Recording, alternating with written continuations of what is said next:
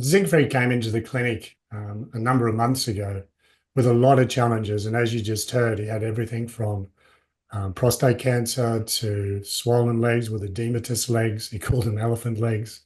He had to use a catheter because the prostate became so big, so enlarged, and his health was actually going down a huge downward spiral, as you heard as well.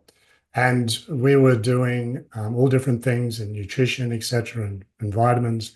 And I knew where he was sitting in his health. We needed to bring Michael in to try and help him a lot faster. And so Michael came on board and he had the 8 Zoom sessions all done via Zoom, and his health changed dramatically. His PSA went from a huge, large number down to a very minute number. His elephant legs went down. Everything changed dramatically. And to this day, he is still on board with us within our membership site, and is there probably about 80 to 90% of the time listening to our recordings. He's listening to the 3 sessions a week that we've got available. And it's just incredible to watch him and his wife change from where they were to where they are now. So, Michael, if you'd like to just touch on what you felt and what you saw, but probably before I go into that, something that I'll talk about myself, and probably 80% of people, when you start these meditations, whether they be Zoom or whether they be on recording, I'm a person who doesn't feel the meditations. My wife feels them. Dawn feels them. So if you listen to Dawn's testimonial, with Siegfried, I think it was a little bit of yes, he did. Yes, no, he didn't. But I don't feel anything during the meditation. I don't feel anything during the recorded meditations. But what I find is that my body actually feels so much better after it. The amount of changes that have occurred in my body has been incredible since I've been using Michael's meditations. So just because you don't feel anything, and remember, you probably be in the 80% of people, it doesn't mean it's not working. It just means that your body's frequency needs a little bit more adjusting before you start feeling it. And I'm only just starting now, after 6 months of these meditations, of just starting to feel the frequencies in my body now, which is amazing for me.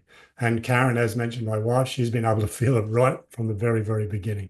But as we know, for those males who are listening, women are about 80 to 90% intuitive. They can feel so much more. And males, probably 90% of males won't even do this. They'll find it's, I don't know, too hairy-fairy or whatever it is. You have to be a very open-minded male to think that meditation can actually help. And if you are on this and listening to this and you are an open-minded male, I think this is going to actually blow your mind because of what I've felt and the other males and the other women that have been out there. It's been truly mind-blowing and truly revolutionary in terms of the healing that can occur. So, Michael, your interpretation of Siegfried. Okay. With Siegfried, it was more like trying to explain to him that you might not feel anything. And it was kind of like, at first, I saw him open his eyes so many times, like look around. It took a while before he could zone into it. I mean, I literally saw him just open one eye because he's an amazing guy. He doesn't like to offend anybody. He's an amazing person. But I would see him sometimes just do this, like, see if I'm still there or not. And so I'd be like, Siegfried, I'm still here. I'm still working on you. And he would, okay.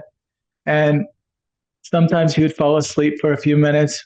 But if he woke up, he would just open his eyes, then he would see me and close them again. We had to do it at first in a chair because Siegfried had a lot of issues, and he couldn't lay down during the session. And I was always kind of nervous because sometimes when Siegfried was falling asleep, he would lean forward. And since he was just sitting in a chair, there was no table or anything in front of him. Sometimes I would speak a little louder just to wake him up a little because he would start to sway. And many people do this in the energy treatments.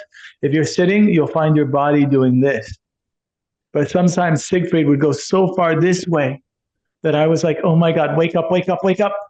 And of course, somehow he did, or he would just lean back and stay back. And I remember when he first started feeling the energy going to his body, he's like, I can feel this. It's like, oh, wow, that's cool. And he's like, yeah, it's good, it's good. And we would talk. And after the third session, he was able to feel almost everything. And what was it? It was one of the treatments we worked on. He actually was able to guide me to the particular area. He's like, it's a little more to this side. I can feel it here. And he could feel the heat when he touched. And he's like, I think the issue is a little more here. And so I moved it to follow him. And then we worked all the way through. And every day he would say something good. And because of his personality, I gave him my phone number as well. So that way, if he had any questions or if he had any comments. And I remember the first time he called me, and I thought it was an issue, an emergency. I pulled over. I said, what's wrong? He's like, just wanted to say thank you. And how is your family? And my heart was beating so hard. I was like, oh, thank you. Thank you. Because usually people never call me unless there's an emergency.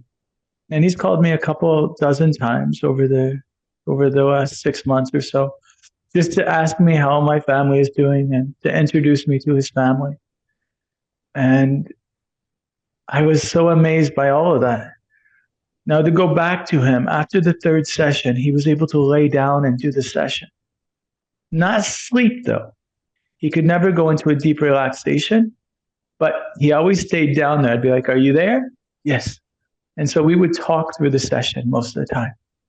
And he would tell me when he could feel things. He's like, Michael, you're working on this, but why do I feel it somewhere else? Like if I was working on his eyes, he might feel it in his knees. And I'd be like, oh, don't worry, I'll keep the energy going in the knees too. Then he'd be like, well, my knees feel good. I think my eyes feel better. And I'd be like, how do you know? He's like, 1 minute. And then he would just rush outside. Yes, I can see better. Then he comes back in. Siegfried was always willing to challenge and test everything. And so when we were working through certain things, like his prostate, that was scarier because the prostate is so deep and his levels were so high that it was more difficult because I had to try to find it. When you're dealing with bones, it's an easy process to know if you're successful or not, pain or no pain. When you deal with a heart, is the heart slowing down or is it speeding up? But when you're dealing with the prostate and you're dealing with something so deep that you have to have an x-ray, you have to have something.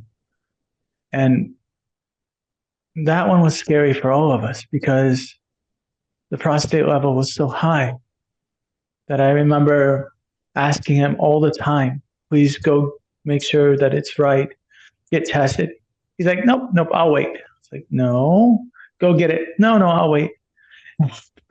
He was so convinced that many people get this way. They get so convinced, but I have to remind them, listen, my job is to do the healing. Your job is to get the results. You go check the results to let me know how I'm doing. He's like, it's perfect. And then he gets the results. He says, see, it's perfect. I remember when it got so low, they said it was like a teen or something. And he was so excited and he was like, yeah. And I was like, because every time people get their results, especially the longer they wait to get the test results, it's like I just took an entrance exam or I'm at a final exam. It's like being a child again. I'm waiting for my test results. But Siegfried, he automatically believed that it was going to be perfect no matter what. And I was the one who had to push him to get the results. If I hadn't pushed him, I don't think he would have gotten the results and I wouldn't have the information I needed to do better. So Siegfried is a joy in himself. His wife was amazingly supportive. She reminded him to listen. She reminded him to sit still. She was very much right away believing in it. And you don't need to believe in it. You just need to listen and just relax.